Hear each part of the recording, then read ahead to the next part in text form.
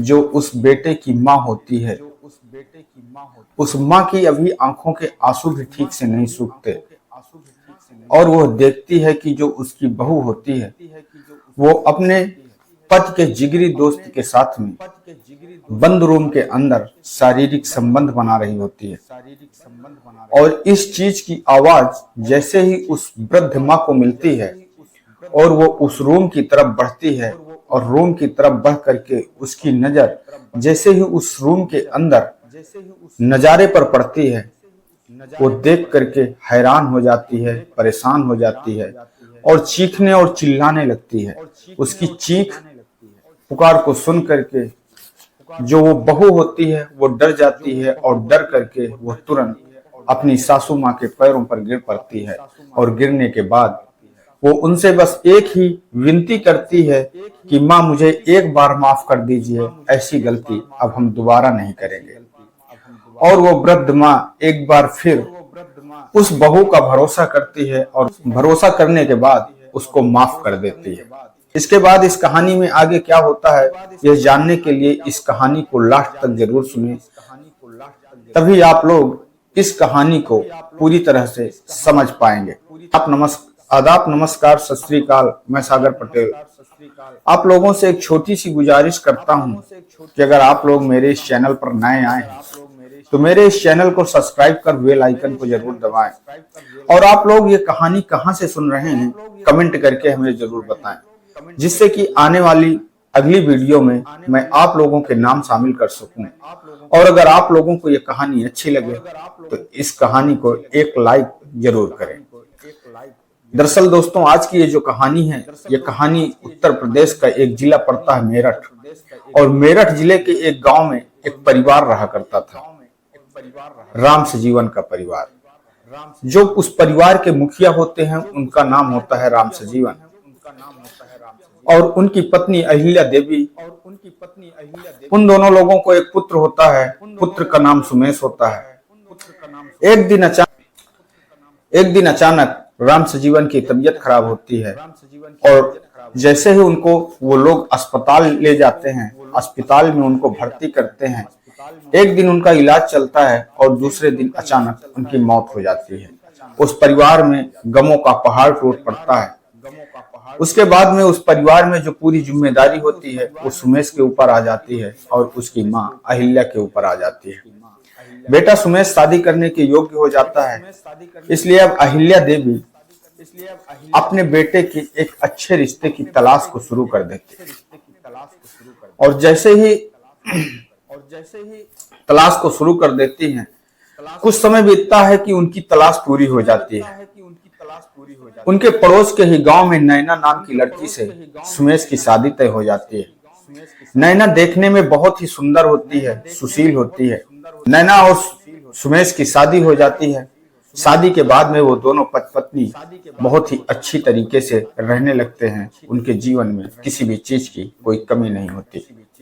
मगर दोस्तों, एक दिन ऐसा आता है कि जब उनकी जिंदगी एक नया मोड़ ले लेती है, एक नया करवट ले लेती है। दरअसल दोस्तों, जो सुमेश होता है उसका अपने ही गांव के जितेंद्र नाम के एक लड़के से बहुत गहरी मित्रता होती है। वो दोनों बचपन से साथ में खेलते हैं, बचपन से साथ में दोनों पढ़ने जाते थे और यह मित्रता उनकी अभी तक बरकरार थी। जितेंद्र की भी शादी हो चुकी होती है और इधर सुमेश की भी शादी हो जाती है। अक्सर जितेंद्र सुमेश से मिलने के लिए सुमेश के घर पर आता रहता है। शादी को अभी लगभग 6 महीने ही बीते हुए होते हैं कि उधर जब जितेंद्र सुमेश के घर पर सुमेश से मिलने के लिए अक्सर आता रहता है तो उसकी नजर सुमेश की पत्नी नैना पर पड़ती है। नैना देखने में बहुत ही सुंदर होती है और एक दिन नैना जब उसके लिए नाश्ता लेकर के आती है, पानी लेकर के आती है और जितेंद्र की नजर नैना पर पड़ती है तो वो नैना को कुछ पल के लिए देखता ही रहता है और यह चीज नैना को भी समझ में आ जाती है और नैना भी जितेंद्र को अपनी एकटक आंखों से थोड़ी देर के लिए देखती रहती है। अब वो दोनों एक दूसरे को जब देखते हैं तो एक दूसरे की तरफ आकर्षित होने लगते हैं और उन दोनों को वो दोनों अब मन ही मन एक दूसरे को चाहने लगते हैं। अब जो जितेंद्र होता है वो कुछ ज्यादा ही सुमेश के घर आने लगता है। किसी न किसी बहाने से वो नैना को देखने की वजह से, नैना की वजह से वो सुमेश के घर अब ज्यादातर अक्सर आने लगता है। अब जितेंद्र और नैना एक दूसरे का अपना नंबर भी दे लेते हैं और वो एक दूसरे से बातें करने लगते हैं। इस चीज की शक सुमेश को हो जाती है और एक दिन सुमेश जितेंद्र से बोलता है कि आखिरकार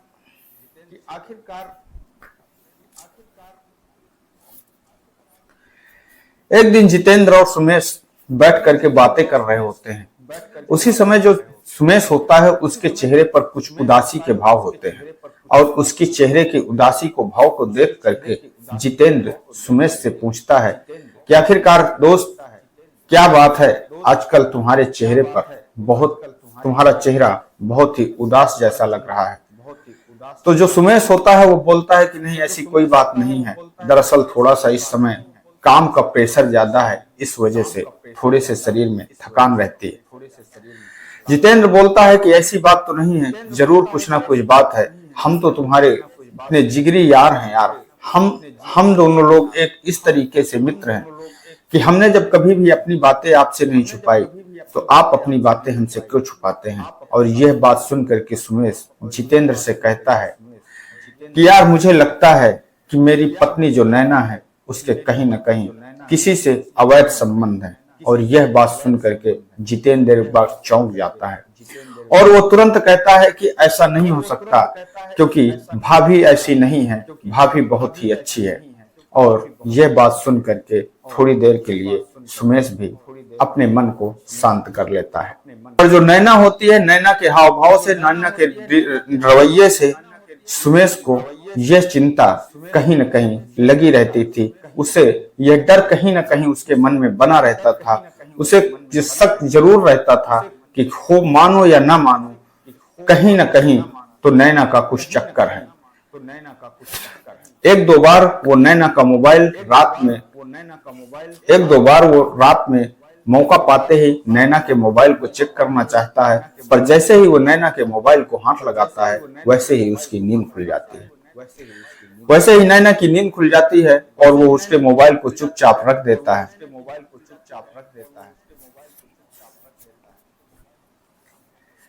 दोस्तों ये सिलसिला चलता रहता है। उधर नैना जो होती है वो जितेंद्र से बार बार इस चीज के लिए प्रेशर बनाती रहती है कि आखिरकार आप अपनी पत्नी से तलाक कब लेंगे और आप मुझसे शादी कब करेंगे। इसके लिए जो जितेंद्र होता है वो ये कहता है कि जब तक सुमेश है तब तक ये बात संभव नहीं है, और अगर सुमेश को ये बात मालूम पड़ गई तो वो हम दोनों की जान ले लेगा। लेकिन सुमेश किसी काम से घर से बाहर गया होता है। उसी समय जो जितेंद्र होता है वो सुमेश के मोबाइल पर कॉल करता है और कॉल करने के बाद में उससे कहता है कि यार मुझे तुझसे मिलना था, मैं तेरे घर आ रहा हूँ। और यह बात जब सुमेश सुनता है तो सुमेश उससे बताता है कि अभी तो मैं घर पर नहीं हूँ, शायद मुझे आने में 5 या 6 बज जाएंगे। और जैसे ही जितेंद्र को यह बात मालूम पड़ती है कि सुमेश घर पर नहीं है, वो तुरंत नैना के पास में फोन करता है और नैना से कहता है कि मुझे आपसे मिलना है, कुछ जरूरी बातें करनी है, मैं आपके घर आ रहा हूँ। नैना बोलती है कि अभी सुमेश थोड़ी देर में आने वाला होगा, इसलिए आप घर पर ना आइए, घर पर माँ जी भी हैं।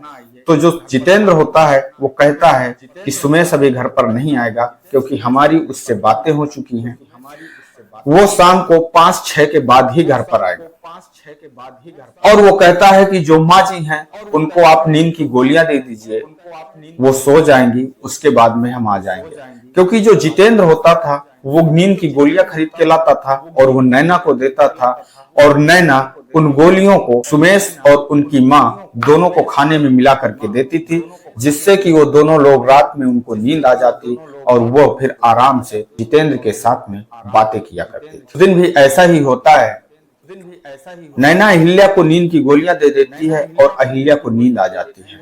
और उधर जो जितेंद्र होता है वो सुमेश की गैर हाजिरी में नैना के घर आता है और वो दोनों मिल करके आपसी संबंध बनाते हैं। और संबंध बनाने के बाद में उन दोनों के बीच में डिसाइड होता है कि आखिरकार वो दोनों कब शादी करेंगे।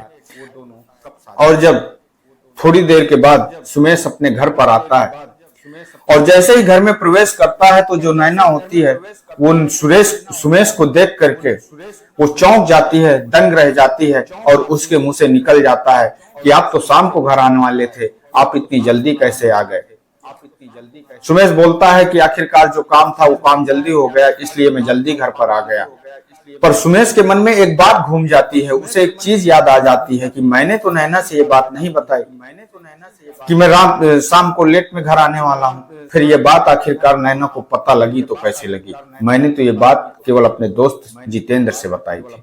उसे एक बार उसके दिमाग में शक जाता है कि क्या कहीं जितेंद्र से नैना का चक्कर चल रहा है, मगर फिर भी वो अपने मन को ऐसा मानने से रोक लेता है, क्योंकि उसे यह विश्वास नहीं होता कि जो हमारा इतना जिगरी मित्र है, जो हमारा इतना जिगरी दोस्त है, वो हमारे साथ में ऐसा कैसे कर सकता है।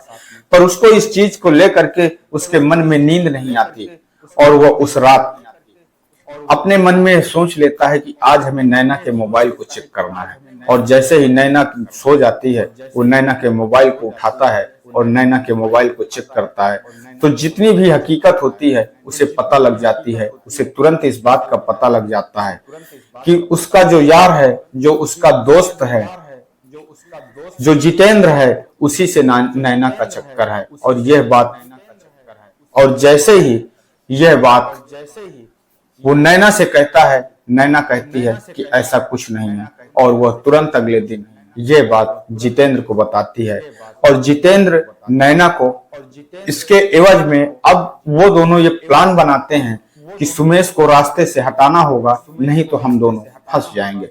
और इसके लिए जितेंद्र नींद की गोलियां देता है और नैना से कहता है कि इन नींद की गोलियों को इतने हाई डोज में देना कि उसको हार्ट अटैक आ जाएगा और उसकी मृत्यु हो जाएगी। नैना यही करती, अपने पति सुमेश को नींद की गोलियां पानी में मिला करके पिला देती है। जो रात में पीने वाला पानी रखती है उसमें वो नींद की गोलियों को मिला देती है। और जैसे ही सुमेश रात में उठ करके उसका पानी को पीता है उसे तुरंत सुबह हार्ट अटैक पड़ता है और उसकी मौत हो जाती है। जो सुमेश होता है उसकी डेड बॉडी का अंतिम संस्कार कर दिया जाता है। अभी मात्र सुमेश की मृत्यु को, सुमेश की डेथ को मात्र 2 दिन ही बीते होते हैं और जितेंद्र एक दिन मदद करने के हिसाब से सुमेश के घर आता है। सुमेश की माँ होती है, उनके पैर छूता है और उनसे कहता है कि माँ, अगर आपको किसी भी चीज की जरूरत हो, किसी भी चीज की कमी हो, तो आप कभी ये मत सोचना कि आपका बेटा सुमेश नहीं है, मैं आपका बेटा हूँ और जो कमी आप मेरी वजह से आपको कभी सुमेश की कमी नहीं महसूस हो पाएगी। माँ यह बात सुन करके खुश हो जाती है और उसके बाद में वो कहता है कि ठीक है, मैं अभी जो सुमेश की पत्नी होती है नैना, मैं भाभी जी से मिल करके आ रहा हूँ। और वो नैना के कमरे में जाता है और नैना के कमरे में जाने के बाद में वो दोनों उसी वक्त कमरे के अंदर शारीरिक संबंध बनाने लगते हैं। और जब अहिल्या देवी ये देखती हैं कि जो जितेंद्र है वो काफी देर से बहू के कमरे से बाहर नहीं आया, तो उठ करके बहू के कमरे की तरफ बढ़ती हैं, नैना के कमरे की तरफ बढ़ती हैं। और जैसे ही वो नैना के कमरे के सामने पहुंचती हैं तो जैसे ही झांक करके अंदर देखती हैं, अंदर को जो नजारा होता है उसे देख करके वो चौंक जाती हैं, हैरान हो जाती हैं, परेशान हो जाती हैं और उनके मुंह से चीख निकल जाती है और वो तुरंत उस जितेंद्र को अपने घर से निकल जाने के लिए बोलती हैं। और उसके बाद में जो उनकी बहू नैना होती है, नैना को भी वो तुरंत वहां से चले जाने के लिए बोलती हैं। और नैना ये सुन करके अपनी सास अहिल्या के आगे हाथ जोड़ करके गिड़गिड़ाने लगती है, प्रार्थना करने लगती है और बोलती है कि माँ, लास्ट गलती है, एक बार माफ कर दीजिए, दोबारा ऐसी गलती नहीं करेंगे। एक बार अहिल्या होती है, वो फिर अपनी बहू की बातों में आ जाती है, नैना की बातों में आ जाती है और वो नैना को माफ कर देती है। इधर अब जितेंद्र और नैना के मन में विचार चलने लगता है कि आखिरकार अगर ये जो औरत है, ये जो बुढ़िया है, जो अहिल्या है, इसको रास्ते से अगर नहीं हटाया जाता तो फिर हम लोगों ने जो इतनी मेहनत की है उसका कोई फायदा नहीं है। और इसके लिए फिर एक दिन जितेंद्र वही नींद की गोलियां नैना को देता है और नैना से कहता है कि जैसे आपने ये गोलियां सुमेश को खिलाई थी वैसे ही अब ये गोलियां तुम्हें अहिल्या देवी को खिलाना है। और जिस तरीके सुमेश भगवान को प्यारा हो गया, उसी तरीके अहिल्या भी भगवान को प्यारी हो जाएगी और किसी को कुछ पता नहीं चलेगा। पर दोस्तों कहते हैं कि होता वही है जो ऊपर वाले को मंजूर होता है। अपनी सास अहिल्या के पानी में नींद की गोलियां मिला करके रखती है और जिस रात अहिल्या उस पानी को पीती है उसी रात उसके मन में एक ख्याल आता है कि वह बात वो जितेंद्र की पत्नी को बताना चाहती है कि उसकी बहू नैना और उसके पति जितेंद्र के अवैध संबंध है। और इसके लिए जब उसे रात में नींद नहीं आती तो वो जितेंद्र की पत्नी के पास में फोन कर देती है और फोन करने के बाद में उससे बात करती है और बात करने के बाद में कहती है कि हमें आपसे सुबह मिलना है, आप मेरे घर आ जाइएगा, हमें आपसे कुछ जरूरी बातें करनी है। वो बोलती है कि ठीक है। और जैसे ही सुबह होती है उधर अहिल्या देवी जो होती हैं रात में पानी पीती हैं और पानी पीने की वजह से उनकी सुबह मौत हो जाती है। नैना सुबह उठती है और देखती है कि अहिल्या देवी अपने रूम के बाहर मृत अवस्था में पड़ी होती है। यह देख करके वो अपने मन ही मन खुश होती है और वो जो नींद की गोलियों की दवा की शीशी होती है उसके ढूंढने का प्रयास कर रही होती है। पर उसी वक्त अचानक उसके घर के बेल बजती है और जैसे ही वो बेल बजती है तो उसके दिमाग में ये बात आती है कि मानो या न मानो जरूर जितेंद्र ही आया होगा। पर जैसे ही वो खुशी खुशी दरवाजा खोलने के लिए जाती है और जैसे ही दरवाजा खोलती है तो देखती है कि सामने जितेंद्र नहीं बल्कि उसकी पत्नी खड़ी होती है और यह देख करके नैना के हाव भाव उड़ जाते हैं। बोलती है कि आप यहाँ पर कैसे हैं। तब जो जितेंद्र की पत्नी होती है वो नैना से कहती है कि माँ जी ने हमें मिलने के लिए बुलाया था, उन्हें हमसे कुछ बात करनी थी, इसलिए हम उनसे मिलने के लिए आए हैं। और जब इतना कुछ नैना सुनती है तो उसका दिमाग काम करना बंद कर देता है। पर वो भी बहुत एक होशियार और शातिर औरत होती है। वो तुरंत उसी समय रोना और धोना चालू कर देती है और कहती है कि देखिए दीदी, माँ ने आपको तो मिलने के लिए बुलाया पर आप खुद यहाँ से चली गई हैं। और यह बात अब जो जितेंद्र की पत्नी होती है उसे कि ऐसा कैसे हो सकता है कि जिस औरत ने हमसे रात में बात की हो और सुबह उसकी अचानक मौत हो जाए।